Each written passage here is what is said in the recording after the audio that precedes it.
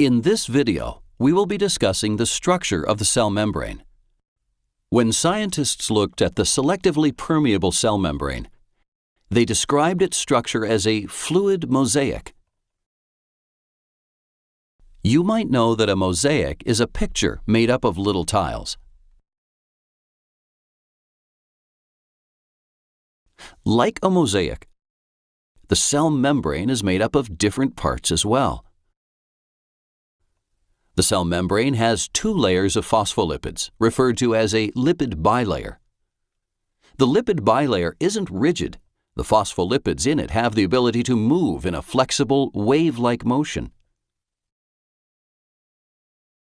Let's take a closer look at a few phospholipids. The round head portions are hydrophilic, which means they are attracted to water.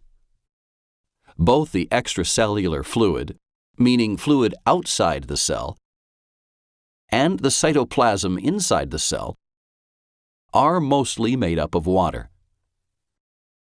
So the hydrophilic phospholipid heads of the outer layer will be oriented toward the extracellular fluid, and the heads of the inner layer will be oriented toward the cytoplasm. The phospholipid tails are hydrophobic, which means watery areas repel them, so they orient toward each other in a direction as far away from the watery content as possible. There are also scattered proteins embedded in the phospholipid layers, some with carbohydrates attached. So, in the fluid mosaic model, the cell membrane is made up of different parts, and these parts make up a flexible boundary around the cell.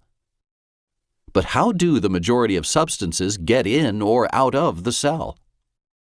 Some molecules seep through the little spaces in between the phospholipids, which make up the majority of the semi-permeable cell membrane.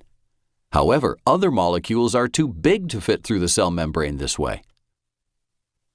So, how do these larger molecules pass through the cell membrane? The molecules move through proteins embedded in the cell membrane, either from the extracellular area into the cell or from the intracellular area out of the cell. These substances will move through tunnels made up of these proteins. We'll explore how things move